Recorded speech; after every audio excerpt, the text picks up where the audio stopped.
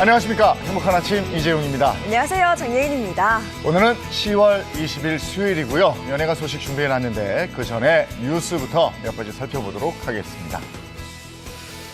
어제 오전에 북한이 또 미사일을 쏘아 올렸습니다. 북한이 쏜 미사일은 올해만 8번째죠. SLBM으로 불리는 잠수함 탄도미사일을 동해로 쏜 것으로 추정이 되는데 만약에 잠수함에서 발사한 거라면 이번이 처음입니다. 신포는 북한의 잠수함 조선소가 있는 곳으로 발사체의 고도는 약 60km, 비행거리는 590km로 분석이 됐습니다.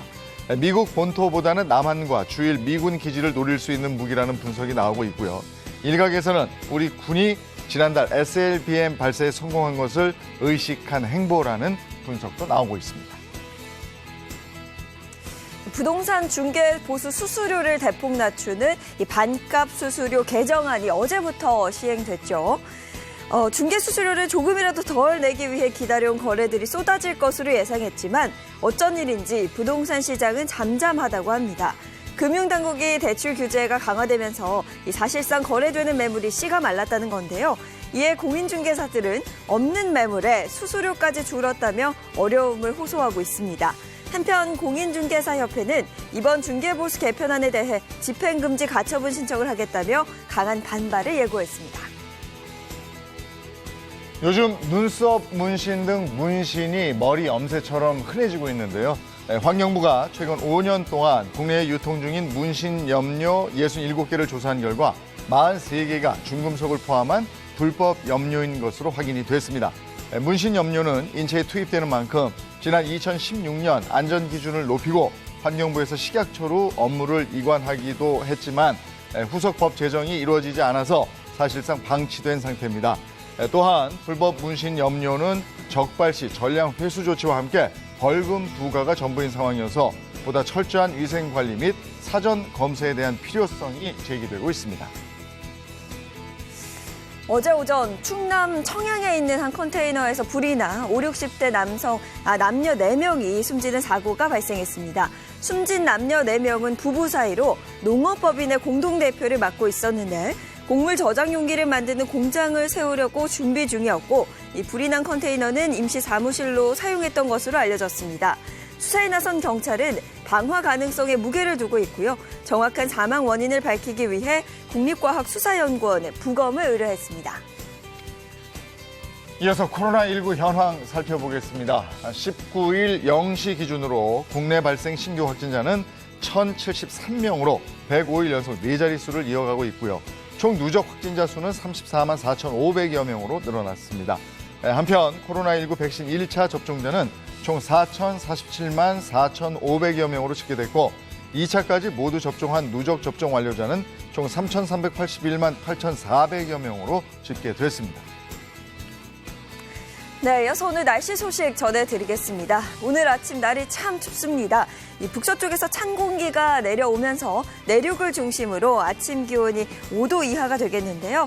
특히 경기 북부와 강원 내륙 산지에는 0도 이하로 뚝 떨어지는 곳이 있어서 쌀쌀한 날씨가 이어질 것으로 보입니다.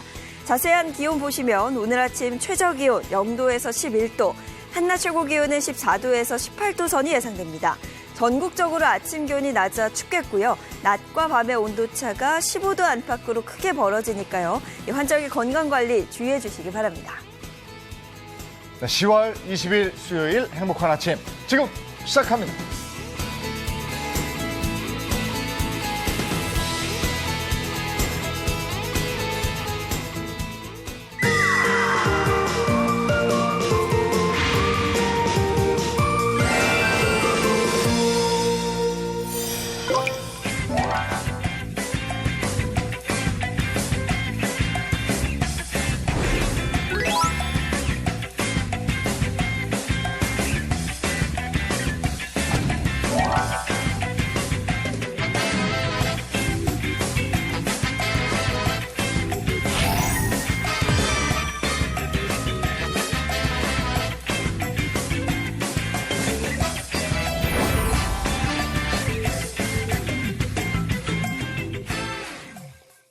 네, 오늘은 수요일 연예가 소식을 발빠르게 전해드리겠습니다. 네, 오늘도 반가운 세 분 나와 있습니다. 인사 먼저 부탁드릴게요. 안녕하세요. 연예계 팩트사냥꾼 홍정선입니다. 안녕하세요. 자칭 특종 여신 최정아입니다.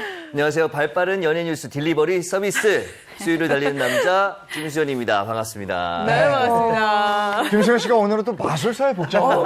네, 오늘 왜 저 복장일지는 잠시 후에 네. 확인하시면 되겠습니다. 네. 오, 참 추워요. 그러니까요. 아까도 말씀하셨는데 지금 한 11월 중순쯤 추위가 벌써 온 것 같아요. 정말 맞아요. 겨울 추위가 느껴지죠. 네. 이럴 때 사실 따끈따끈한 저 온수매트 같은 거 딱 끼고 호빵, 고구마 이런 거 딱 먹으면서 연예 뉴스 딱 들으면 최고죠. 몸이 또 최고거든요. 네. 여러분들 채널 고정해 주시기 바랍니다. 네, 그럼 첫 번째 연예가 이슈 키워드로 먼저 살펴볼까요? 네, 첫 번째 연예 뉴스입니다. 여자친구 낙태 종용설에 휩싸인 배우 김선호입니다.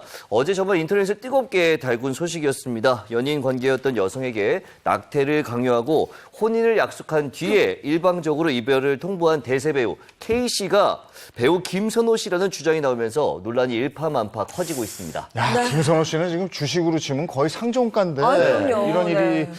있어요. 낙태 종용이라니 이거 충격적인데요. 네, 맞습니다. 지난 17일 밤에 온라인 커뮤니티에서 대세 배우 K모 씨의 이중적이고 뻔뻔한 시체를 고발한다라는 제목의 글이 올라왔습니다. 그러면서 논란이 시작이 됐는데요. 글을 작성한 사람이 본인은 이제 지난해 초부터 K씨와 교제했던 전 여자친구라고 주장을 하고 있습니다. 그러면서 K씨가 낙태를 종용하고 혼인을 빙자한 후에 일방적으로 이별을 통보했다. 이렇게 주장을 하고 있는 거죠. 아, 정말 배우 김선호 씨는 지금 대한민국에서 가장 핫한 정말 대세 중의 대세인데 이런 논란에 대해서 김선호 씨 측의 입장은 어때요? 네, 사실 추측이 처음에 이어졌을 때 저도 마찬가지고 많은 기자들이 김선호 씨의 소속사에 문의를 했습니다. 네. 그런데 첫날 17일에 글이 올라오고 3일 동안 아무런 입장 발표가 없었어요. 그러다 어제죠. 19일에 소속사에서 드디어 공식 입장을 냈습니다. 빠른 입장을 드리지 못한 점 진심으로 죄송합니다. 당사는 현재 익명으로 올라온 글의 사실관계를 파악하고 있습니다. 라고 밝혔는데요. 그런데 이렇게 큰일이 벌어졌는데 사실 17, 18, 19, 뭐 정확히는 한 이틀 정도의 시간이 있었던 있었죠. 거죠. 네. 이 시간 동안 사실관계 파악을 하지 못했다라는 것이 조금 의아한 부분이기도 합니다. 네. 이 사생활 의혹이 불거졌으니까 김선호 씨가 지금 대세 배우니까 광고도 여러 개 막 계약도 돼 있고 찍고 이랬을 텐데 업체 반응도 궁금합니다. 사실 이제 업체 반응이 왜 중요하냐면 네. 지금 소속사에서 뭐 맞다 확인하고 인정한 건 아니에요. 어떻게 보면 지금 우리가 확실한 사실이 알려져 있지 않은 상황이기 때문에 그럼 광고계가 어떻게 반응하나 이거를 시청자분들도 볼 수밖에 없는 상황인데요. 이 상한가 배우가 지금 하한가가 돼가고 있습니다. 왜냐하면 먼저 그 모델이었던 디피자에서 홈페이지 사진이라든가 유튜브 채널에 공개했던 영상이라든가 이런 거를 지웠어요. 그리고 또 땡땡번가에도 이 김선호 씨의 사진이 담긴 배너가 있었는데 이것도 내려졌어요. 사실 김선호 씨가 최근에 뭐 식품, 자동차, 카메라 워낙 다양한 광고를 찍은 상태이기 때문에 지금 나머지 김선호 씨가 계약한 업체들도 우리는 어떻게 해야 하나 지금 굉장히 귀추를 주목하고 있습니다. 네, 우선 이 사실관계 확인과 함께 김선호 씨 측의 다음 입장을 좀 기다려봐야 될 것 같고요. 이어서 두 번째 이슈 한번 볼까요? 네, 두 번째 연예 뉴스입니다. 배우 정준호 대주주회사 석 달간 임금체불 논란입니다. 배우 정준호 씨가 대주주이자 의장으로 있던 회사가 석 달째 이 직원들에게 임금을 못 주고 있는 것으로 확인이 됐습니다. 심지어 한 직원은 밀린 월급을 달라고 이야기를 했다가 회사의 전 임원에게 욕설을 듣기까지 했다라는 이야기가 전해지고 있습니다. 임금 체불의 욕설 논란인데 네. 이건 무슨 영화 대본을 보는 것 같은데.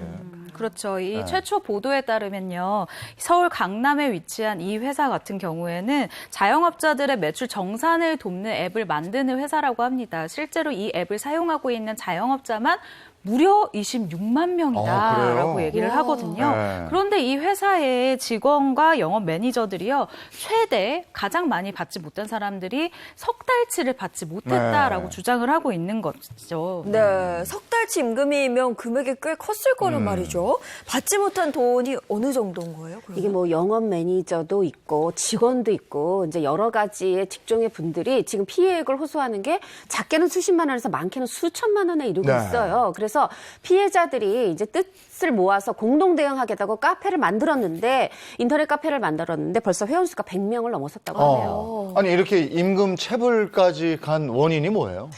지금 뭐 직원들이라든가 이런 피해자들은 회사의 방만 경영을 원인으로 꼽고 있어요. 왜냐하면 아직 이렇다 할 수익이 나지 않았는데 설립자의 아들이 뭐 수입차를 몰고 강남의 빌딩에 사무실을 임대했다 이렇게 주장하고 있습니다. 네, 평소 정준호 씨 같은 경우는 뭐 워낙 많은 사업을 하는 걸로 알려져 있잖아요. 이 회사와는 어떤 연관이 된 거예요? 지금 임금체불 그 모임 만들어졌다고 했잖아요. 그 피해 모임에서 주장하는 바에 따르면 정준호 씨는 이 주식의 30% 이상을 가진 대주 중에 한 명이라고 합니다. 그리고 사내 이사직을 맡아서 등재된 적도 있고 그래서 직함을 의장이라고 불렀다 이렇게 주장하고 있는데 시기가 좀 공교롭습니다. 이 임금체불 논란이 일어나기 직전 지난 6월에 사내 이사직은 내려놓은 상태라고 합니다. 아니 근데 요즘 같은 불황에 석 달치나 임금이 밀렸다 그러면 이거 정말 안타까운 소식인데요. 이 같은 논란에 정준호 씨 측의 입장은 어때요?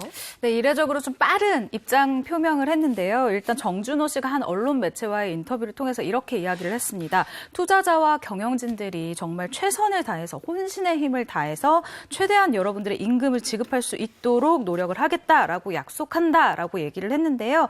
최대한 빠른 시일 안에 임금체불을 해결하겠다라는 입장을 일단 나타냈고요. 두 번째로는 저는 이 점은 좀 정준호 씨의 의지가 보이는 부분이라고 해석을 합니다. 정준호 씨가요.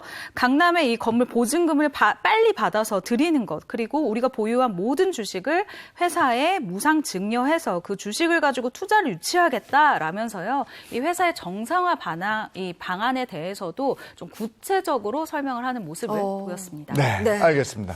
세 번째 연예 소식 키워드로 보죠. 네, 세 번째 연예 뉴스입니다. 김천시에 가면 김호중 소리길이 있다. 입니다. 영화 파파로티의 실제 주인공이자 가수 김호중 씨의 모교가 있는 김천시에 이 김호중 소리길이 조성됐다는 반가운 소식입니다. 아, 김호중 씨가 그럼 김천시에서 학교를 나왔다는 거죠. 네. 인연이 있었네요. 네, 김호중 씨 같은 경우에는 김천 예고에 재학을 했었고요. 그러니까 졸업을 한 거죠. 재학 시절인 2008년 세종음악 콩쿠르 대회에서 1위, 전국 수리 음악 콩쿠르 1위를 차지하는 등 두각을 나타냈습니다. 그러면서 기대주로 떠올랐고요. 이런 실력을 바탕으로 지난해 트로트 경연대회에서 최종 4위의 성적을 거뒀고요. 현재 군 복무 중임에도 불구하고 높은 관심과 사랑을 받고 있습니다. 네, 어쨌든 김천과의 이런 인연으로 김호중 소리길이 김천에 만들어진 거군요. 네, 그렇습니다. 김천의 자랑이 김호중이다라고 이야기를 하는 것과 같은데요. 김호중 골이 이 조성 소식이 당시 김호중 팬카페 회원들과 누리꾼들은 이 거리가 완공되면 무조건 가봐야 한다라면서 응원과 격려를 보내기도 했습니다. 네. 이런 열렬한 지지를 받으면서 완성이 된 김호중 소리길 이런 거리를 만드는 이유는요. 사실 무엇보다 김천 지역의 관광을 활성화하겠다라는 의미와 의지로 해석이 될 수가 있죠. 네, 최근 군복무 중에서 활동을 쉬고 있는데 팬들에게는 너무 반가운 소식이 아닐까 싶고요.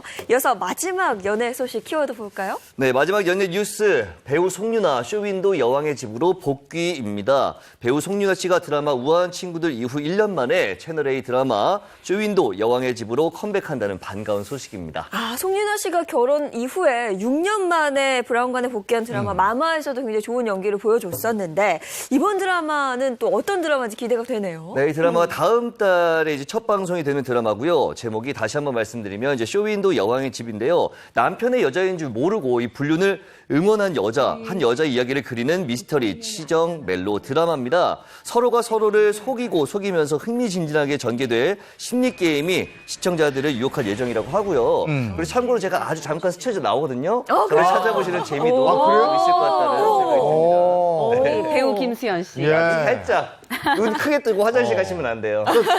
거기에 그 복장으로 나오는 건 아니고. 이건 아니고요. 성인아 씨는 그래서 극 중에서 어떤 역할이에요? 자, 미모, 지성, 뭐 재력 다 갖췄는데 내조도 1등, 자녀 교육도 1등, 최고의 아내이자 최고의 엄마 역할이에요. 그런데 이렇게 외부 침입에 의해서 자신이 이렇게 잘 갖고 온 여왕의 이 성에 균열이 생기자 이걸 지키기 위해서 전쟁에 뛰어든 한선주 역할이거든요. 인생에 몰아닥친 이 위기에 대응하는 한선주의 연기, 송윤아 씨의 연기 기대됩니다. 네, 쇼윈도 여왕의 집 기대하겠습니다. 연예가 소식이었습니다.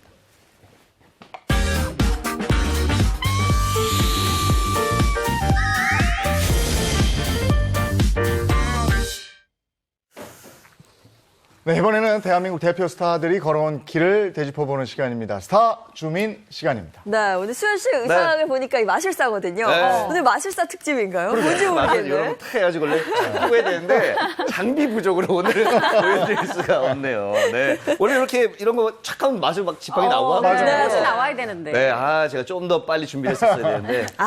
네. 그럼 오늘 주제가 마술과 관련이 있어요? 그렇죠. 오늘 주제 마술과 관련이 조금 있는데요. 일단은 이 마술이라는 게 굉장히 빠른 손놀림 그리고 과학적인 원리를 통해서 어떻게 보면 이제 눈속임을 하는 것이다라고 볼 수 있죠. 마치 마술에 속듯이 또 이 누군가의 눈속임에 깜빡 속아 넘어간 스타들의 이야기로 한번 준비를 해봤습니다. 그래서 준비한 오늘의 주제는요. 바로 스타가 사기꾼을 만났을 때입니다.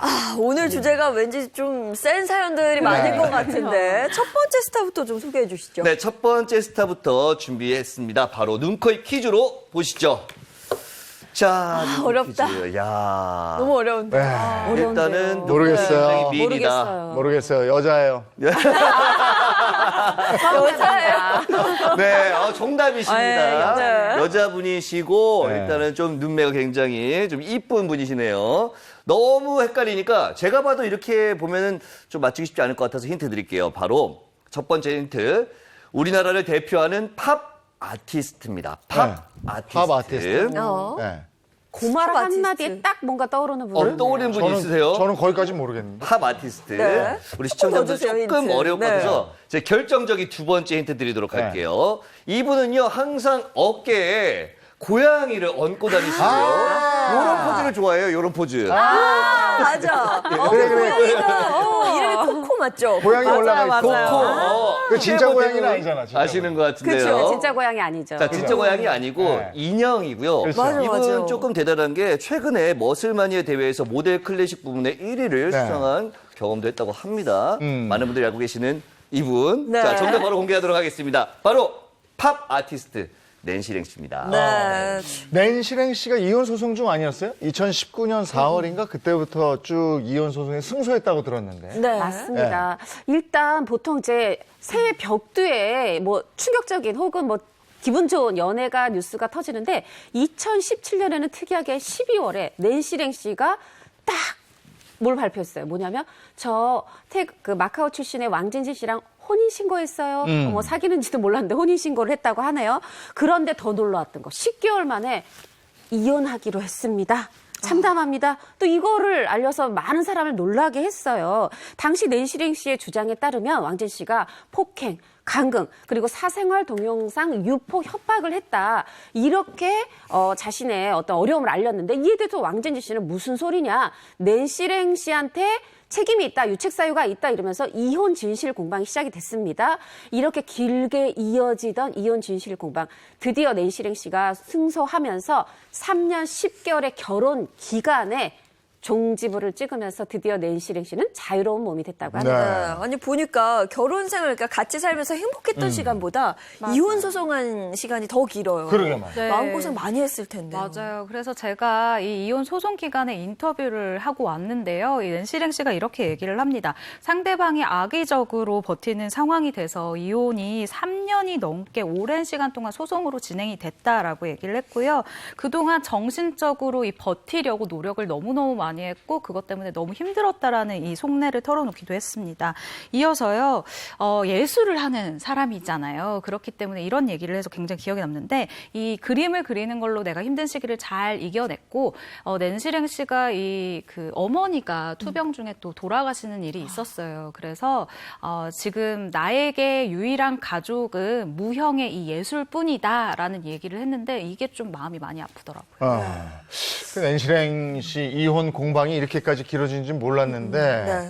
그러면 이걸 이제 우리가 차근차근 알아보려면 결혼 과정부터 좀 알아볼 필요가 있을 것 같아요. 네, 그렇습니다. 앞서 잠시 이야기가 나왔지만 2017년 12월에 낸시랭 씨가 정말 깜짝 결혼 발표를 하게 됩니다. 당시 대중의 반응은 오, 놀랍다. 어떻게 이렇게 결혼 발표를 바로 할 수가 있냐? 라면서 깜짝 놀라는 반응 그 자체였는데요. 왜냐하면 왜 결혼에도 그 순서라는 게 있잖아요. 네. 만나고 나서 좀 어느 정도 서로를 알아가는 그 어느 정도의 기간, 열애를 하고 그다음 결혼을 결정하는 이런 순서가 있는데 낸시랭 씨의 경우에는 만나고 나서 이 열애의 기간을 좀 많이 건너뛰고 바로 결혼을 발표했기 때문입니다. 네, 이런 파격적인 행보 역시 낸시랭답다 이런 얘기를 그 당시 들었는데 사실은 뭐 연애하고 결혼하고 그러니까 결혼식 이후에 혼인신고 하거든요. 이게 순서가 좀 바뀐 거네요. 맞습니다. 당시에 낸시랭 씨가 한 매체와의 인터뷰에서 이렇게 얘기를 했어요. 이제 왕진재 씨, 지금은 전 남편이 됐죠. 세상이 너무 흉흉하다. 그래서 혼인신고부터 해야 된다. 이렇게 얘기를 했고, 당시 또 이 낭만적인 낸시랭 씨한테 이게 얼마나 사랑으로 들렸겠어요? 그래서 왕진재 씨의 제안으로 혼인신고부터 했다. 이렇게 말한 바가 있죠. 네. 그리고 이제 낸시랭 씨 전 남편에 대한 기사가 쏟아졌는데 네. 그때 무슨 재벌 그룹의 아들이다 뭐 이런 얘기를 본 것도 같은데. 나 이거 제가 좀 말씀을 드리겠습니다. 낸시랭 씨의 전 남편 왕진진 씨가 자신은 마카오 출신 P그룹 호텔 창업자의 숨겨진 아들이다. 네. W 컬렉션을 운영하는 회장이자 문화사업가다라고 공공연하게 밝힌 바가 있었습니다. 네, 아니 이력을 보고 나서 낸시랭 씨가 정말 재력가랑 결혼을 하는구나, 결혼을 했구나 이런 분들이 많았는데 결국 그 실체가 좀 낱낱이 밝혀지게 돼요. 그렇죠. 마카오 출신이다. 그룹 회장의 혼외자, 아들이다, 혼외자다. 이렇게 얘기를 했는데 다 사실이 아니었어요. 사실은 전남 강진에서 경운기 사고로 부모님이 돌아가신 그런 한 남자였던 겁니다. 근데 사실 이게 밝혀지고도 낸시랭 씨는 조금 이렇게 감싸는 모습을 보였어요. 가난하다던 게 죄는 아니다. 우리를 뭐 행복하게 살게 둬라. 그런데 여기서 더 이상 낸시랭 씨가 물러설 수 없는 사실을 알게 돼요. 뭐냐 하면은 왕진진 씨가 그 전에 이 특수 강간 혐의로 12년을 복역하고 2013년에 출소해서 전자발찌를 차고 있었다는 걸 알게 된 겁니다.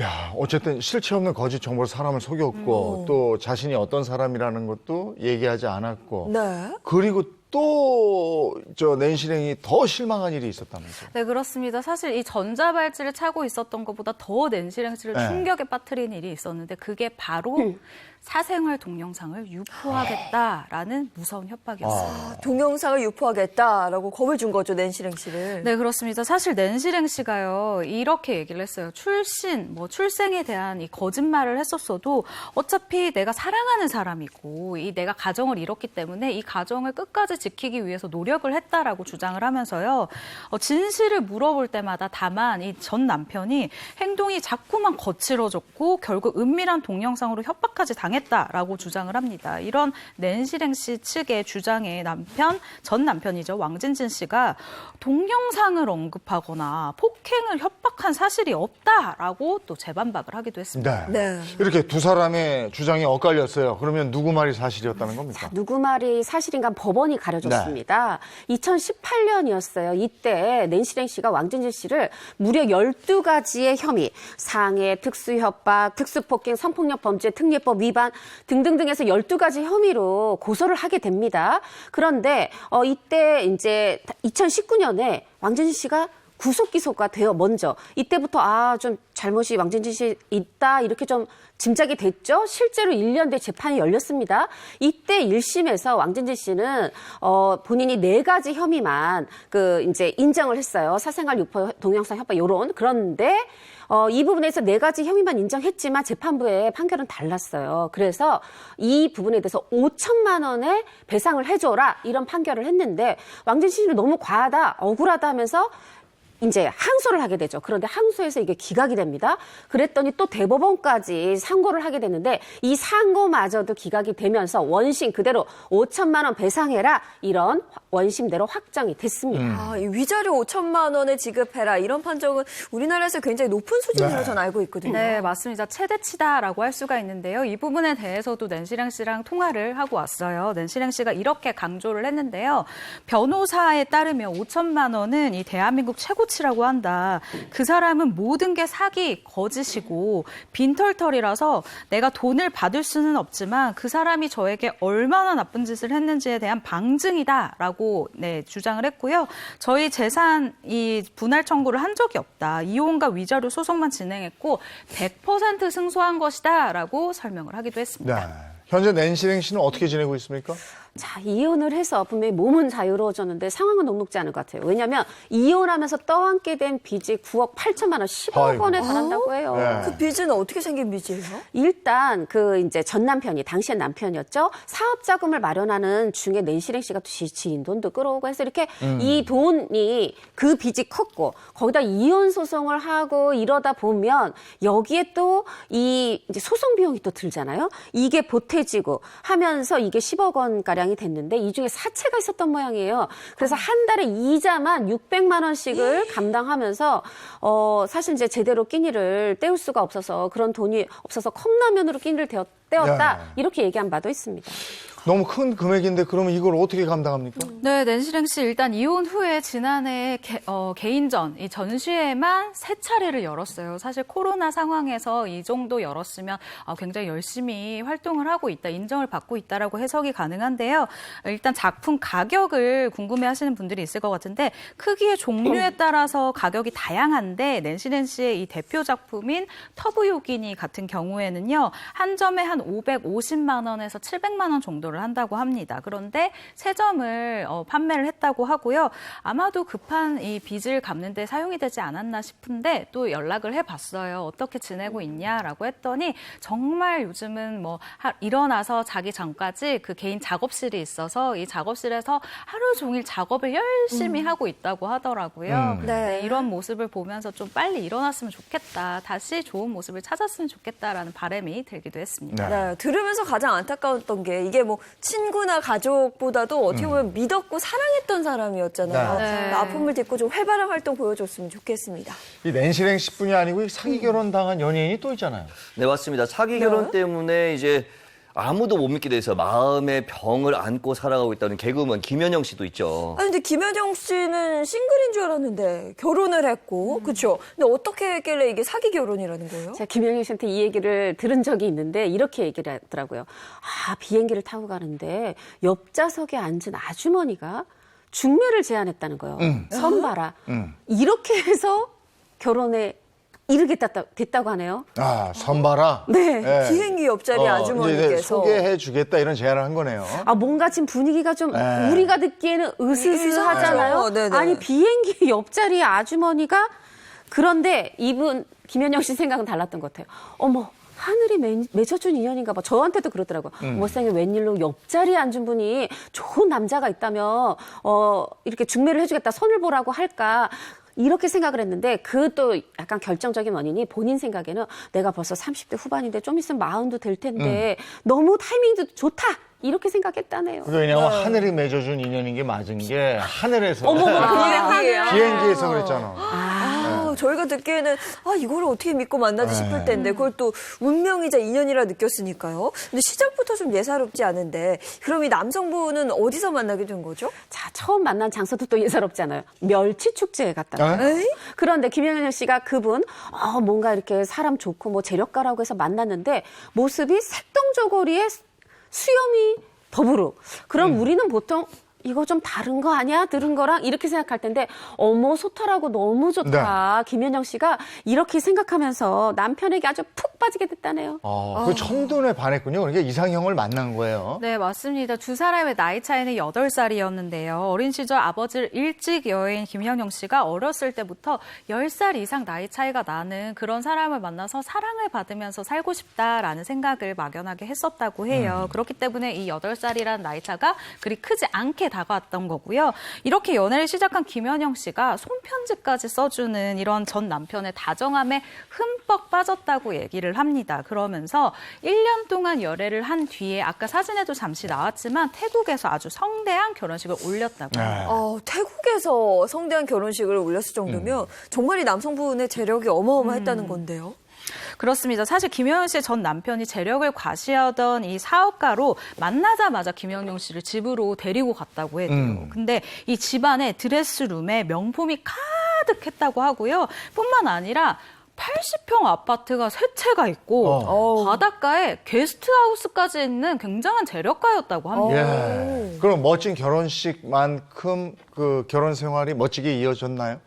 아닙니다. 행복의 시작인 줄 알았는데 뭐 왕진진 씨 못잖아요. 전 남편의 실체를 알게 실체요? 이게 다 거짓이었던 거예요? 맞습니다. 이 김윤영 씨가 이제 당시에 일 때문에 남편은 부산에 본인은 서울에서 살고 있었던 거예요. 근데 좀 아까 최 기자가 집에 갔더니 막 명품이 많고 뭐 집도 몇 채 막 이런 얘기를 네. 들었는데 어느 날 부산에 갔더니 집안에 빨간 딱지가 다 붙어 있더라는 거예요. 아, 이게 무슨 일이냐 했더니 내 일이 아니야. 나의 형 때문에 이런 일이 벌어졌는데 내가 이거 해결할 테니까 근데 일단 좀 3억 원만 좀 빌려줘봐. 이렇게 해서 워낙 이제 재력가라고 생각하니까 그래 3억 원? 근데 김윤영 씨한테는 큰돈이죠. 지인한테 이걸 또 막 다 꺼가지고 이 3억 원을 마련해서 빌려줬는데 돈 받더니 김윤영 씨를 멀리하더라는 겁니다. 네. 여기서 이제 불행이 점점 싹트기 시작하죠. 그러면 이게 3억 원의 빚이 전부가 아니었던 모양인데요. 3억 원은 빙산의 일각이었다고 아이고. 그래요. 더 아주 이제 큰 이제 빚이 있는데 이게 어느 정도냐면 당시 김윤영 씨 어머니가 중환자실에 계시다가 투병을 하시다가 돌아가셨다고 그래요. 장례를 치렀겠죠. 조의금이 들어왔겠죠. 그런데 남편이 이거 나 잠깐 이 조의금 좀 빌려줘라. 조의금을 그걸 또 빌려가더니 그걸 또 갚지 않았다고 그래요. 아유, 조의금까지 노리다니 이거 진짜 해도 너무한 거죠. 이건 저도 들으면서 너무 화가 나는데 네. 심지어 이 어머니가 돌아가시자 이렇게 얘기를 했다고 합니다. 어머니가 날 안 좋아하셔서 어머님 얼굴을 보기가 싫다. 장례를 혼자 치러라. 이게 말인가요? 이게 말이 되나요? 남편이. 그래서 이런 전 남편의 모습을 보면서 신뢰가 깨진 이 김연영 씨가 결국 별거에 들어가게 됩니다. 그리고 2년이 지난 어느 날 전 남편에게 연락이 왔다고 해요. 그럼 이제 뭐 조의금을 비롯해서 그 앞에 3억 원하고 이런 걸 갚겠다 이런 얘기인가? 그런 해피엔딩이었으면 사실 너무 좋았겠지만 그렇지 않았습니다. 전 남편이 전화한 이유는 정말로 충격적이었는데요. 앞으로 20억 원의 빚이 생길 거다. 라고 통보를 예고하고 했다고 해요. 알려준 거예요? 야, 이거 네, 어떡해. 그래서 김영형 씨가 결국 이혼을 선택을 하게 됐고 당시에 이렇게 설명을 하는데 빚을 나누지는 않았지만 전 남편을 위해서 지인들에게 빌린 돈들이 있지 않습니까? 네. 그것을 갚는다고 살던 집을 팔았다라고 방송에서 이 힘든 속내를 털어놓기도 했습니다. 네. 근데 또 이게 다가 아니라면서요?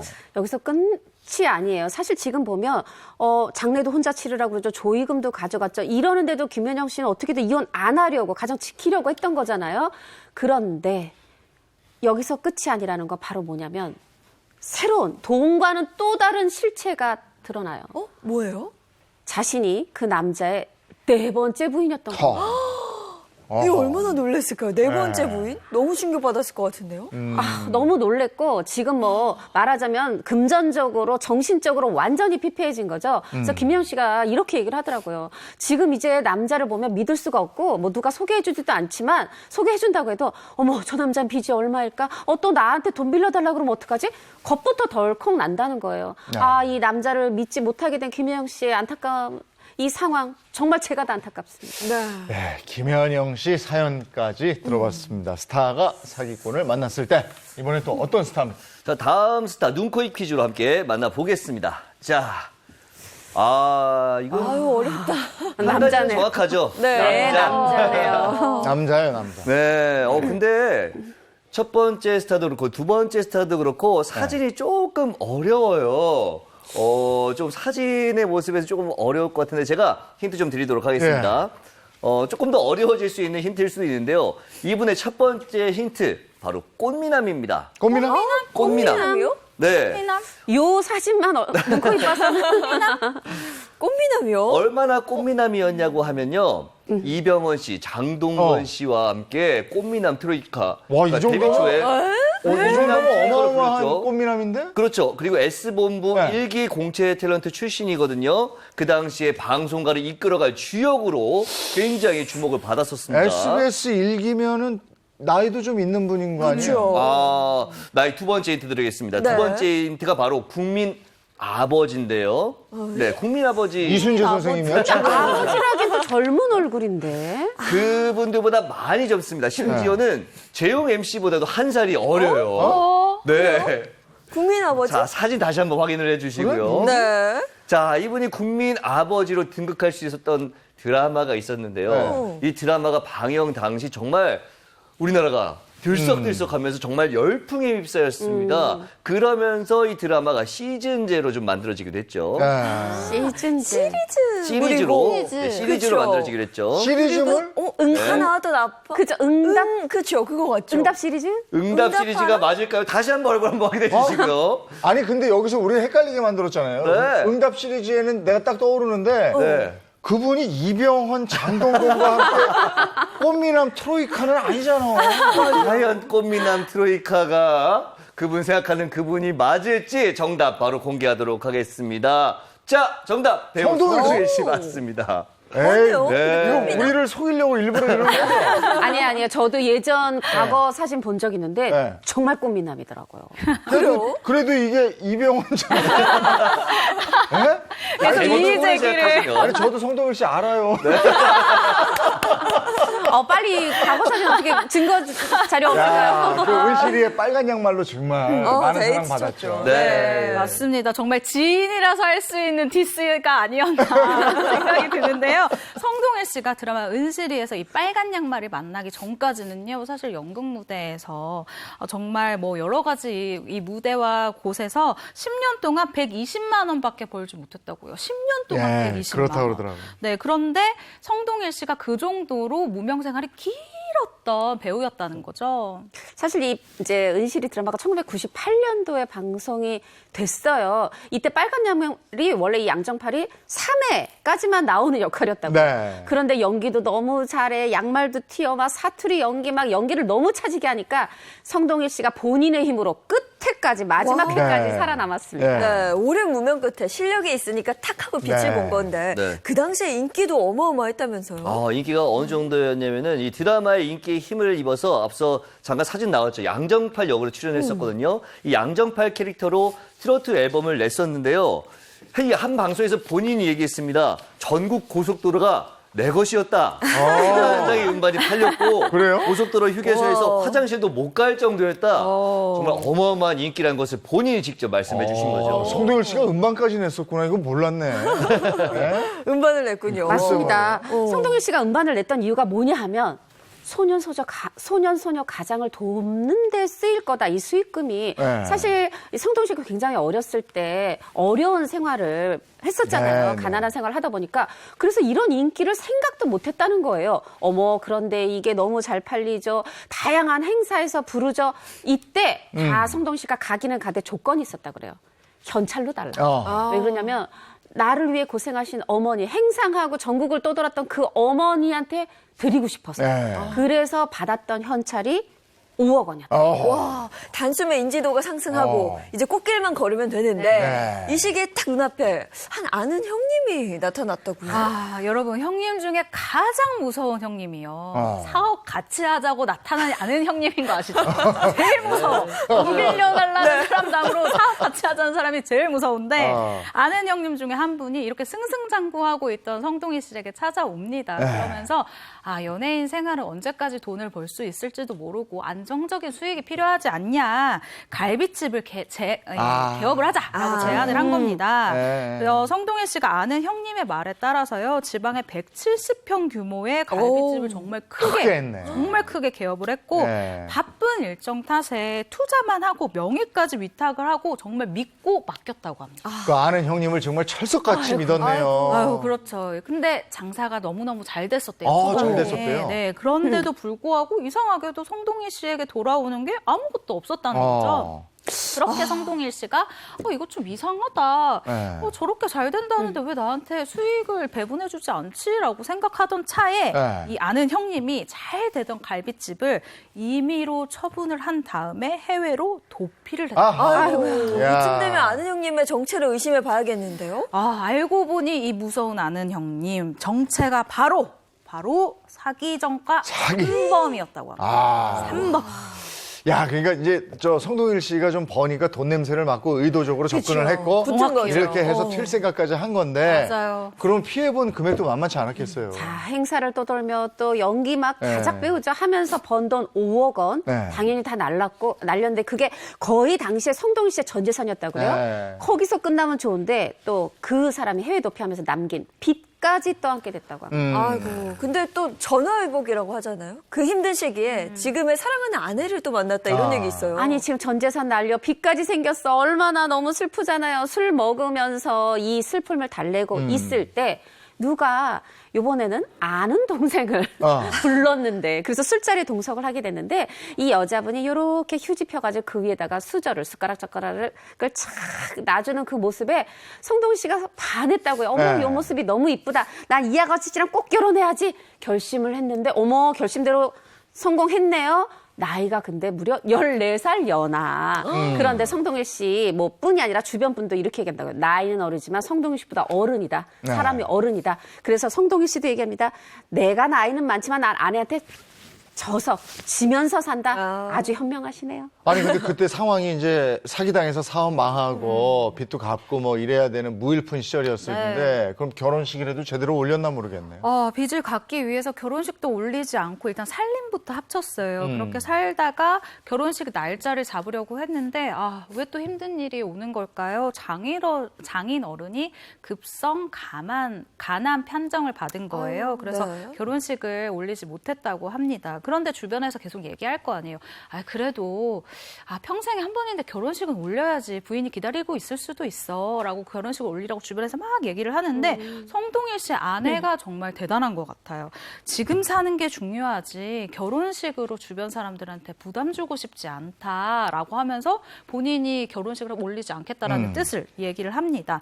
속 깊은 이 아내에게 정말 미안하고 고마운 마음이 들었던 성동일 씨가요. 이후에 영화 국가대표를 통해서 남자 조연배우상을 타게 되는데 이때 아내에 대한 미안함을 굉장히 수상소감으로 대신해서 화제를 모은 바도 있습니다. 네, 그리고 성동일 씨 같은 경우는 그 예능 프로그램 출연하면서 또 한 번 인기를 끌었는데 그 출연 계기도 아내 때문이라고 하던데요? 맞습니다. 사실 이제 이렇게 묵묵히 빚을 갚고 있었는데 이 양정팔 캐릭터가 워낙 강하다 보니까 비슷한 역은 많이 들어오는데 좀 다양하게 들어오지 않아서 성동일 씨가 조금 고심이 있었던 때가 있었대요. 그렇게 배우로서 고심을 할 때 야 지금 누나가 지금 너 그럴 때냐? 예능 뭐 섭외오면 다 나가 이러니까 배우는 그렇게 하면 안 돼 이렇게 얘기할 때 네가 지금 정신을 못 차렸구나. 네 아내가 지금 뭘 하는 줄 알아? 하면서 누나가 귀뜸을 해준 거예요. 바로 그게 뭐냐? 아내가 감자탕집에서 뒤에서 주방에서 설거지를 하고 있다는 얘기를 전해줬다는 겁니다. 네. 그럼 진짜 남편으로서 가슴이 무너져 내렸을 것 같아요. 네, 그렇죠. 무너져 내렸지만 어떡하겠어요? 나 진짜 정신 차린 거죠. 나 이렇게 뭐 이거저거 가릴 때가 아니구나 하고 예능에 출연을 하게 됐는데 이게 또 본인의 재능에 딱 맞는 기회였던 거죠. 당시에는 또 배우들이 나는 전통 연기자야 하면서 예능 같은데 잘 안 나가 뭐 이런 분위기가 있었단 말이에요. 맞아요. 네. 그래서 이렇게 어렵게 예능 출연을 했는데 사실은 이 예능에서 반응이 너무 좋았던 거예요. 그래서 성동일 씨가 후에 인터뷰를 통해서 이런 얘기를 한 적이 있는데요. 살면서 가장 기쁠 때가 언제냐, 요즘 어떨 때 행복하냐라는 얘기를 했을 때 아이들이 아빠 피자 먹고 싶어 라고 얘기를 했을 때 이 피자를 바로 묻고 따지지도 않고 가격 생각하지 않고 바로 먹어라고 얘기를 할 때가 그렇게 행복하다고 해요. 성동일 씨가요. 그럴 때 내가 왜 이 일을 해야 하는지 알겠더라 라면서 가족에 대한 남다른 사랑을 전하기도 했습니다. 네. 가족을 위해서 열심히 일을 했어요. 그래서 공백기가 거의 없었고 네. 성동일 씨는 늘 나는 생활 연기자다 이렇게 네, 얘기를 맞아요. 합니다. 근데 일각에서는 이제 너무 다작하는 거 아니냐 이런 얘기들도 했단 말이죠. 그렇죠. 근데 아니 너무 좀 이러면 이미지 소모가 크다 이렇게 얘기를 하는데 여기서 또 명언이 나옵니다. 배우는 많이 연기를 해야 배운다. 배워야 배우다. 나는 다작하는 거 아니다. 또 사실 그 마음속에는 자신과 아침 방송에도 나왔던 아내가 얼굴도 알려진 아내가 설거지도 하는데 나는 못하랴. 이런 마음도 있을 것 같고요. 본인이 이렇게 얘기해요. 쉬는 건 죽은 다음에 쉬겠다. 나는 내 꿈을 이뤘고 그러니까 나는 이 꿈을 향해서 계속해서 달리겠다. 이렇게 얘기를 하는데 네. 멋집니다. 참 이유 있는 다작행보인데 네. 성동일 씨가 이 다작행보 10월에도 계속 이어진다면서요? 네, 그렇습니다. 올해 예능 프로그램 출연으로 시청자들과 인사를 다시 나눈 성동일 씨가요. 하반기에는 드라마로 돌아옵니다. 전지현, 주지훈 주연의 지리산이라는 이 드라마를 통해서요. 굉장히 핵심 인물로 열연을 펼친다고 하니까 기대 많이 부탁드립니다. 네, 바로 이번 주말이네요. 그렇군요. 성동일 씨가 이렇게 열심히 살고 연기 연기해서 그런지 조물주 위에 건물주가 됐다. 맞습니다. 조물주의 건물주. 빚도 다 갚고. 아. 그런데 또 이 코로나19 시기에 임대하신 분들, 임차인 분들이 어려울까봐 이제 그 월세 있죠. 그걸 낮춰주는 착한 건물주가 됐다고 그래요. 착한 임대인이 됐고. 간물주입니다. 네. 훌륭하십니다. 네. 나도 착하고 싶은데. 저도 이런 좀 건물 좀 갖고 아유, 착할 그게 수 없네. 있는데. 착할 수 있는데. 임대료 낮춰드리고 싶은데. 저도 낮춰드릴 수 있는데 없네. 아, 아깝다. 예, 성동일 씨 얘기 만나봤고요. 네. 또 어떤 배우가 있습니까? 자, 이제 세 번째 스타 이야기 눈코입 퀴즈 이어가겠습니다. 자, 일단 화면 한번 쫙 봐주시고요. 자, 근데 여자분. 특징만 가만 보면은 이번에 스타분은 조금 그래도 누군지 눈에 조금 들어올 수 있을 것 같아요. 누군지 모르겠어요. 톤이라든지 이국적으로 생기신 것 같아요. 이국적인 외모. 네, 그리고 화장을 뭐 그렇게 하신 건지 네. 약간. 저는 저 입술을 보니까 어떤 네. 분인지 딱 알 것 아, 입술. 그래요? 네. 입술? 자, 좀 헷갈리시는 분들을 위해서 제가 힌트 하나씩 드리도록 하겠습니다. 이분 첫 번째 힌트, 7080 군통령입니다. 군통령이면 오. 남자들의 사랑을 듬뿍 받았다는 거고. 그렇죠. 그럼 걸그룹이에요? 걸그룹. 걸그룹? 맞습니다. 1978년 걸그룹 희자매로 데뷔하신 분입니다. 어느덧 벌써 65세가 되셨다고 합니다. 78년? 아 근데 걸그룹 희자매라 그래서 저는 그 강진 씨 아내 네. 김서선 씨인 줄 알았는데 나이가 또 안 맞거든요. 네, 그렇죠. 아니, 희자매면 딱. 그렇죠. 몇명 나오거든요. 없어요. 몇명 네. 없으니까요. 세 명이죠, 세 명. 네. 자, 조금 이제 추려 나가고 있는데요. 두 네. 번째 힌트로 조금 더 한번 뽑아보도록 하겠습니다. 두 번째 힌트 바로 남다른 도전 정신입니다. 이분이 60의 나이에 연예인 머슬 퀸에 도전하기도 했고요. 다문화 대안학교를 설립하는 등 노래뿐만 아니라 어떤 의미 있는 행보를 통해서 희망을 전하는 분입니다. 알겠다. 그리고 정말 아주 결정적인 힌트 제가 하나 드리도록 하겠습니다. 이분의 히트곡 굉장히 많거든요. 그중에서 이 아침을 신나게 만들어줄 신나는 히트곡으로 한 곡 제가 네. 준비해봤습니다. 뮤직 큐! 신나죠? 아, 노래 정말 잘하시는 분이에요. 알고 바로. 신나게 시작할 수 있죠. 네. 음악 나오니까 바로 알겠네. 네. 아, 근데 인순이 씨를 이렇게 눈, 코, 입으로 해놓으면 저렇게 생기셨었어요. 아니, 눈, 코, 입이 생각한 것보다 더 예쁘신데요. 자, 다시 한번 사진 보시면서 정답 공개하도록 하겠습니다. 아, 배우인 줄 알았어요. 가수 인순이 씨입니다. 네. 뭐 인순이 씨 노래는 뭐 지금도 들었습니다만 굉장히 시원시원하고 네. 저는 그 2년 전인가요 아이돌 그룹 샤이니의 링딩동을 하시는 그 장면이 정말 인상 깊었거든요. 아이돌 못지않죠. 진짜 네. 열정 대단합니다. 네. 그리고 뭐 그 가창력이 사실은 무대에서 이렇게 막 춤을 추면서 노래가 흔들리지 않는 가수가 그렇게 많지 않다요. 네, 대단하죠. 대표적인 가수시죠. 맞습니다. 네. 그런데 인순이 씨가 사기와 관련돼서 진흙탕 싸움을 했다는 얘기가 들렸잖아요. 그렇죠. 그게 2011년 11월 경인데요. 이때 인순이 씨가 한 여성분을 사기 혐의로 고소를 하게 되는데 그 여성분의 어떤 또 그 알려지면서 이게 또 대중에게 충격을 줬는데 그분이 가수 최성수 씨의 부인이다. 이게 또 알려졌어요. 어떻게 된 건가 했더니 최성수 씨 부인이 당시에 청담동의 고급 빌라를 이걸 이제 분양하는 어떤 신축해서 분양하는 그런 대행을 하게 되는데 이때 2005년에서 한 2007년까지 인순이 씨가 투자도 하고 또 빌려주기도 하면서 50억 원을 넘는 돈을 이 최성수 씨 부인한테 네네네. 건넸다는 겁니다. 네. 그때 26억 원 정도의 수익금도 이제 약속을 받았다는 거예요. 그런데 나는 원금도 못 받고 수익금도 못 받았다. 이렇게 해서 고소를 하게 됩니다. 근데 인순이 씨가 이렇게 큰 돈을 투자하게 된 걸 보면 최성수 씨 아내가 뭔가 이런 투자 이런 걸 굉장히 잘하셨던 분 같은데요. 이전에 청담동 전에 흑석동에서 이런 고급 빌라를 한번 이렇게 똑같이 이제 대행해서 분양한 적이 있는데 네. 여기가 뭐 북한선도 바라보이고 한강 뭐 조망도 있고 좋기도 하지만 굉장히 또 이 사업가적 자질이 뛰어난 것 같아요. 또 저도 들은 바에 따르면 당시 또 이 가요계 쪽에서 평판도 좋으셨더라고요. 거기다가 장동건 고소영 부부가 바로 그 흑석동 빌라에 현빈 씨가 또 그 아래층에 또 입주를 하고 그 이러다 집을 한 보니까 번에? 네네 맞습니다. 대단히 성공을 했기 때문에 인순이 씨도 한 번 했고 요번에 비슷한 걸 또 하네 하니까 그런 거금 50억 넘는 돈을 건넸겠죠. 근데 두 사람은 어떻게 알게 된 사이에 처음부터 그런 투자자, 뭐 사업가 이렇게 만났나요? 그건 아니고요. 이제 디자이너 소개로 알게 됐다고 그래요. 네. 보통 이제 디자이너가 있다 그러면 이 최성수 씨 부인은 남편 옷을 챙겼을 거고 인순이 씨는 본인 옷을 챙겼을 거고 그렇게 해서 소개로 만났는데 이렇게 속 얘기도 덜어놓고 하면서 뭐 누구 부인 뭐 누구 이런 게 아니라 두 사람이 절친한 사이가 됐다고 네. 하네요. 근데 그런 절친한 사이에 채무 관계가 얽히면 정말 불편해지고요. 무엇보다 고소까지 한 걸 보면 그 청담동에 투자한 고급 빌라가 잘 안 됐나 본데요. 네, 그렇습니다. 흑석동과 똑같이 투자한 그 추진한 청담동의 이 고급 빌라가 예상보다 분양 실적이 좋지 않았고요. 무엇보다 투자 회수가 어려워진 상황이었다고 해요. 결국 인순이 씨가 돈을 받지 못했다, 난 돌려받지 못했다라고 주장을 했고요. 최성수 씨 아내는 아니다, 나 총 76억 원을 갚았다라고 아주 다른 주장을 하게 됩니다. 아니 돈을 받을 사람은 못 받았다는데 갚아야 될 사람은 돈을 갚았다. 줬다 이러는데 그럼 어떻게 된 거예요? 참 이게 묘한 게 두 사람 다 거짓말이 아니에요. 에? 인순 씨가 돈을 못 받은 건 또 사실인데 최성수 씨 부인도 빚을 또 갚았다고 주장한 이유가 있었는데 바로 인순이 씨가 이 투자금 회수가 안 되니까 초조해 하니까 뭐 이건 세계적인 팝 아티스트죠. 앤디 워홀의 그림을 줬다고 합니다.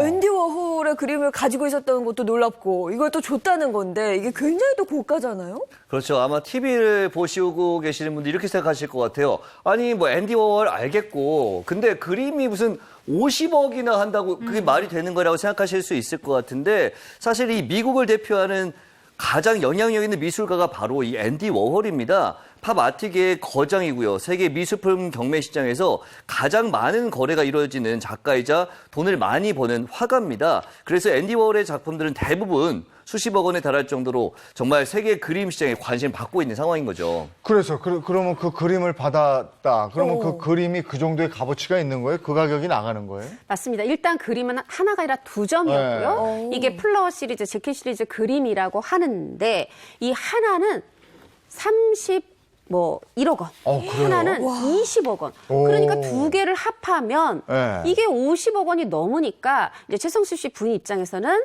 뭐 수익금 26억 원은 보장을 못 해줬지만 적어도 받았던 원금은 돌려줬다. 이렇게 얘기를 한 배경이 있었던 것 같습니다. 네. 아니 계산해 보면 그림 두 점에 51억 원. 근데 그렇게만 봐도 25억이 남거든요. 그거는 그러면 못 받게 된 거예요? 그렇죠. 최성수 씨의 아내는요, 25억 원 중에 5억은 현금으로 그리고 남은 20억은 이 고급 빌라 분양 매매 대금을 나눠 갖기로 하면서 돈을 다 갚았다라고 주장을 했습니다.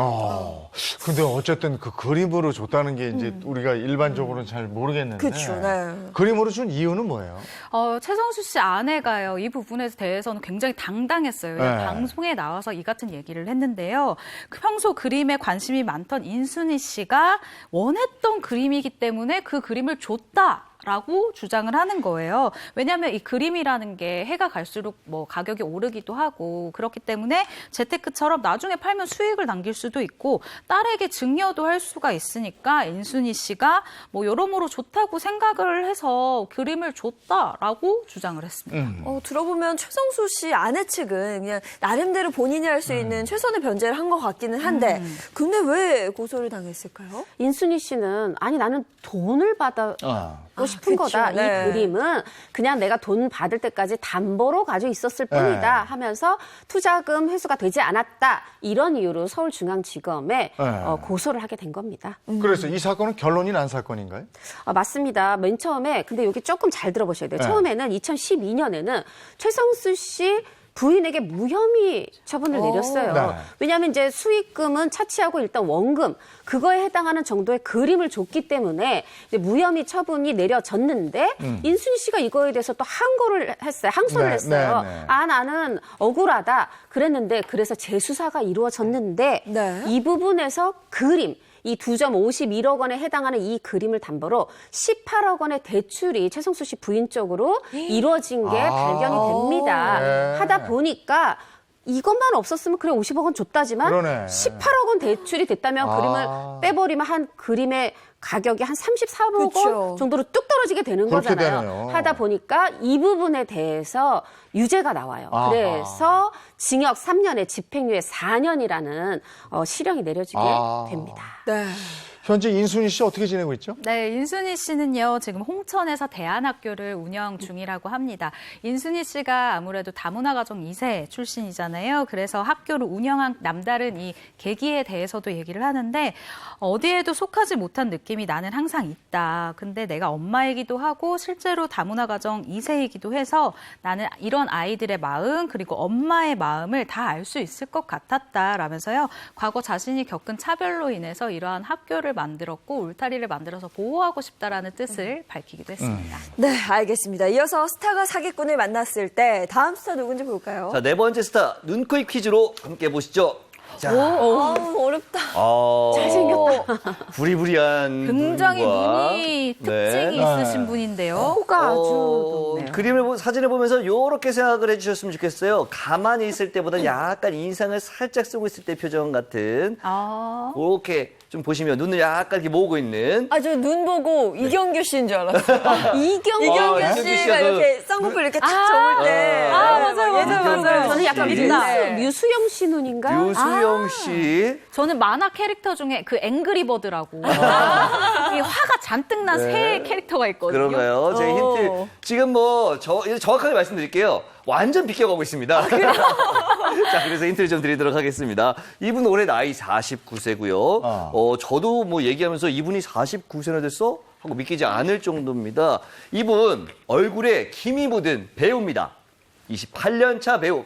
김이 묻어요? 김이 묻었어요. 아, 알았다. 잘생김. 네, 잘생김. 잘생김이 묻은 거 아니에요? 네, 잘생긴 김이 묻은 그 배우고요.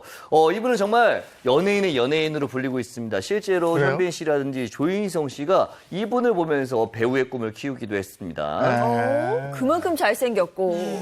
그렇죠. 그건 뭐 스타성도 있다는 건데. 저 배우한테는 뭐 잘생겼다 이런 말이 뭐 좀 지겹겠네. 이분은 굉장히 잘생긴 것들에 대해서 잘생겼다는 이야기를 듣는 것에 대해서 네. 많은 이제 잘생긴 배우들이 대응하는 방식이 있지 않습니까? 네. 뭐 쑥스러워하기도 하고 뭐 감사합니다 하기도 여러 가지 반응이 있는데 이분 이렇게 말합니다. 네. 짜릿해. 늘 새로워. 잘생긴 게 최고야.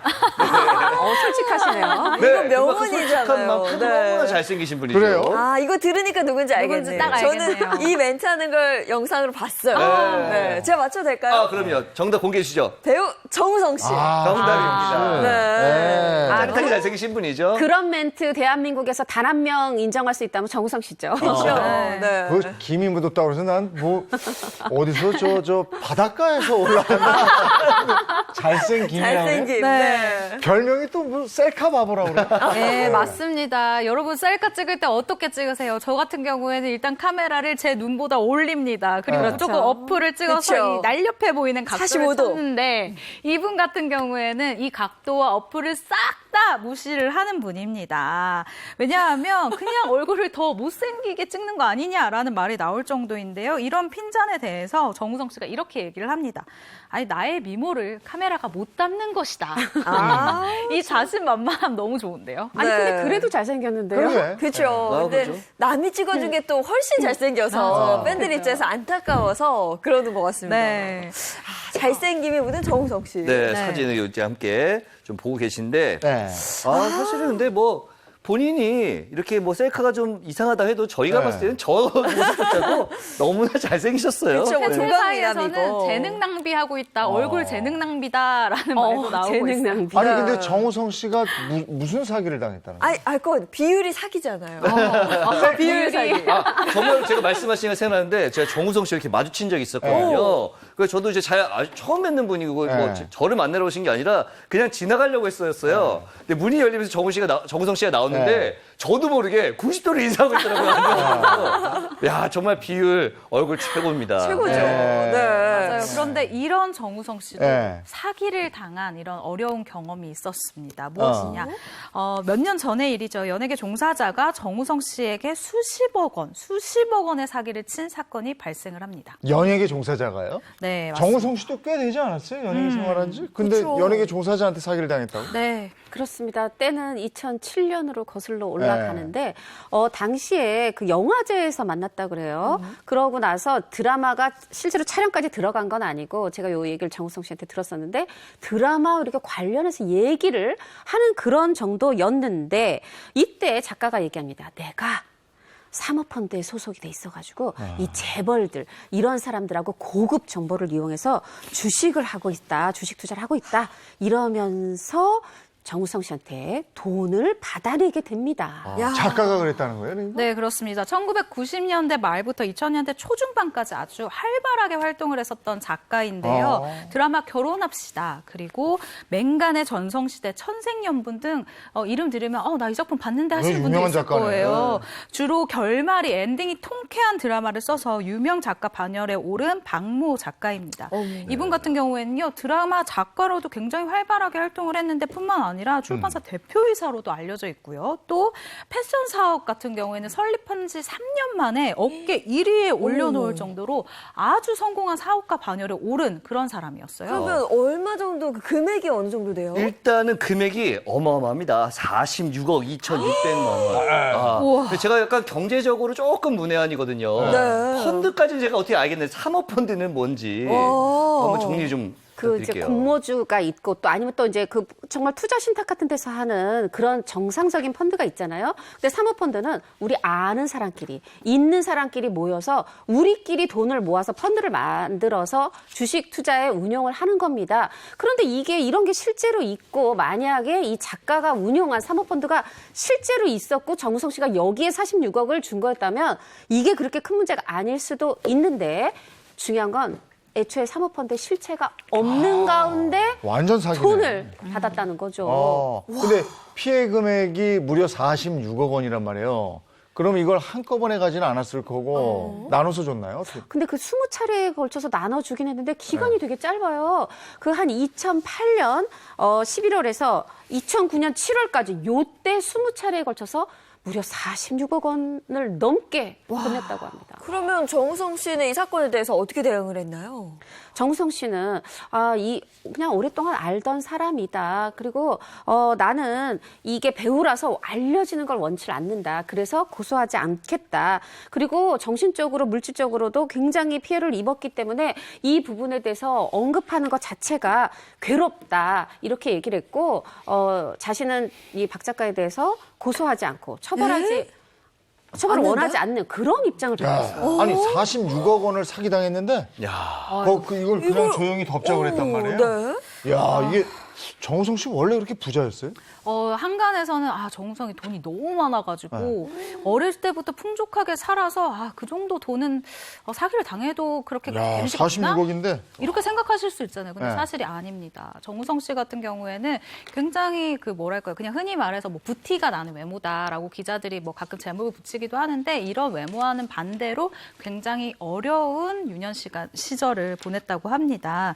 정우성 씨가요, 재개발이 많았던 동네에서 어린 시절을 보냈는데 철거될 건물이라서 그 건물이 이 벽에 금이 쫙 가 있어도 그대로 방치해놔서 겨울에는 호 이렇게 불면 입김이 그대로 나오는 게 보일 정도의 집이었다고 해요. 그나마 허름한 이 자기 집을 가려주는 게 바로 이 옆집이었는데 이 옆집이 하루는 재개발하는 동네였다고 했잖아요. 무너지게 된 거예요. 무너뜨리고 철거되면서. 나니까 이 뭔가 다 발가벗겨지는 기분, 내 모든 게 다 보여지는 기분, 이렇게 설명을 한 적이 있습니다. 맞아요. 어떤 때는 자고 있는데 아침에 이 지붕이 그냥 들려서 하늘을 보면서 깨기도 하고 학교를 갔다 왔는데 우리 집마저 없어진 거예요. 그러면 근데 또 가난해서 그냥 여기 어디 철거촌 중에 어디겠구나 이렇게 집을 찾아간 적이 있다고 하니까 결코 이렇게 돈이 많아서 이 작가에 대해서 고소하지 않은 건 아니었고요. 정우성 씨가 한 라디오에 출연해서 이렇게 얘기한 적이 있어요. 정말 최 기자 말씀하신 것처럼 벗겨진 기분이었고 근데 내가 왜 이런 일을 당하냐면 나는 사람을 볼 때 선입견 없이 본다. 그냥 어떤 그 사람이 나한테 전하려는 느낌, 마음 이런 걸 보려고 표정, 눈빛 이런 걸 읽기 때문에 그러다 엄한 사람한테 당한다. 그래서 실제로 돈도 많이 빌려줬고 못 받은 돈도 많고 그래서 이제는 돈 얘기하는 사람을 멀리한다. 이제라도 그러신다니 다행이네요. 아니 근데 이제라도 그런다는 거 46억 원을 너무 큰 돈인데. 이렇게 그냥 끝내자 했던 고발하지 않은 이유는 뭐라고 생각하세요? 약간 좀 더 감성적으로 다가가 보자면요. 네. 현실을 빼고 정우성 씨가 사실 연예계에서도 의리가 굉장한 걸로 알려져 됐어요. 근데 아무래도 이쪽에 연예계 관계자들이 혹은 자기가 아는 사람들이 좀 많아서 이런 부분 때문에 알려지는 걸 좀 꺼리지 않았을까라는 첫 번째 생각을 해봅니다. 왜냐하면요. 일단 정우성 씨가 평소 이 신념 그리고 의리는 남자가 가져가야 할 낭만이다라고 얘기를 할 정도로 이런 부분에 대해서 좀 중요하게 생각을 하는 사람이에요. 근데 말만 하는 게 아니라 실제로도요. 영화 똥개에서 인연을 맺은 배우 김정태 씨에게 집세를 빌려준 적이 있었거든요. 근데 금액이 좀 커요. 몇 천만 원. 네. 이틀 동안 고민을 하던 정우성 씨가 결국 이 김정태 씨가 혹시 돈을 빌려줄 수 있겠냐라는 말에 이틀 동안 고민을 하다가 빌려줬고요. 김정태 씨가 얼마나 고마워요. 그래서 방송에서도 몇 번이나 정우성 씨에게 고맙다라는 얘기를 하기도 했고요. 조금 더 현실적으로 얘기를 해보자면 못 받을 돈이라는 걸 알지 않았을까라는 생각이 듭니다. 김정태 씨도 잘 나갔으니까 나중에 다 갚았을 텐데. 김정태 씨 말고 그렇죠. 이 현실적으로 그 작가에게 작가. 소송을 하지 않아요. 저는 네. 제가 좀 물어본 적이 있는데 이거 사실 싫어하는데 제가 좀 물어봤어요. 그랬더니 이 작가가 정우성이 투자했다. 정우성도 돈을 넣었다. 이 얘기를 한 부분에 대해서 자신이 한 건 아니지만 도의적 책임을 느낀 부분이 있더라고요. 그런 또 부분. 홍보를 하고 다녔구나. 네, 그렇게 했다는 얘기를 제가 전해드리겠습니다. 그래도 나쁜 사람은 처벌을 받아야 되는 건데 이게 참 그래요. 아니 근데 이 박 작가의 사기 행각이 여기서 그친 게 아니라면서 다른 피해자가 또 있다면서요? 네, 맞습니다. 네. 바로 우암의 대명사 배우 황신혜 씨입니다. 네. 그래요? 황신혜 씨하고는 실제로 한 드라마를 2작품 이상 같이 했어요. 네. 그리고 굉장히 친분이 두터웠다고 그래요. 남들이 보면 거의 뭐 친자매 같아 보였을 정도로 그렇게 가까웠던 사람한테 사기 행각을 당한 겁니다. 그러면 황신혜 씨도 정우성 씨처럼 액수가 어마어마한가요?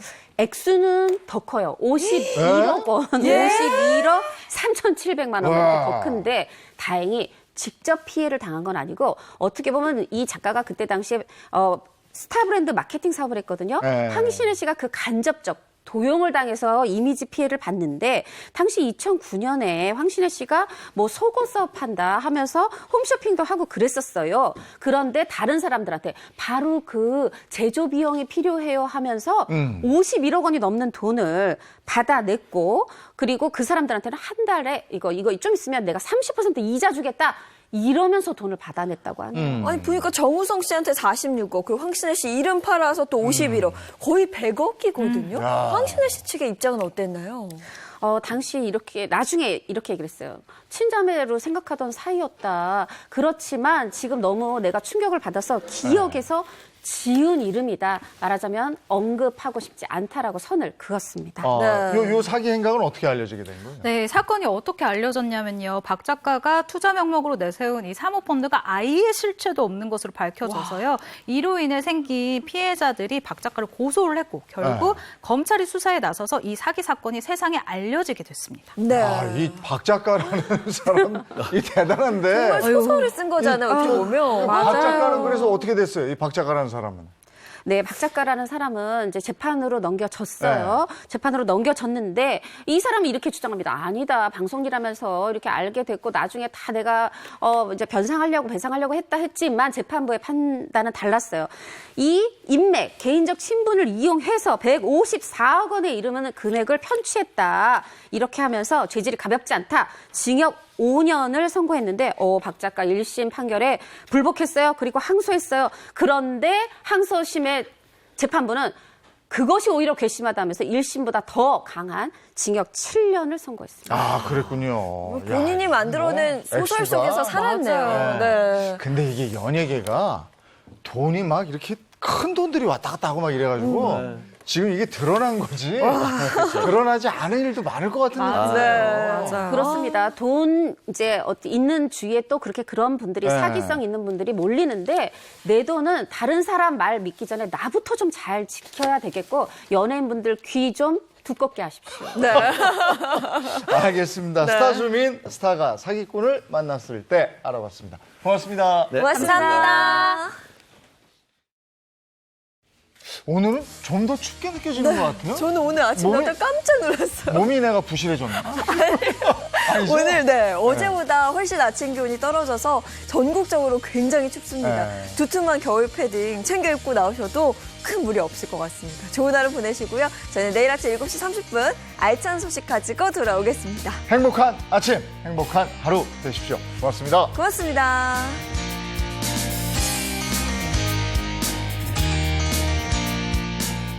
스마일 이즈 굿! 채널 A 10.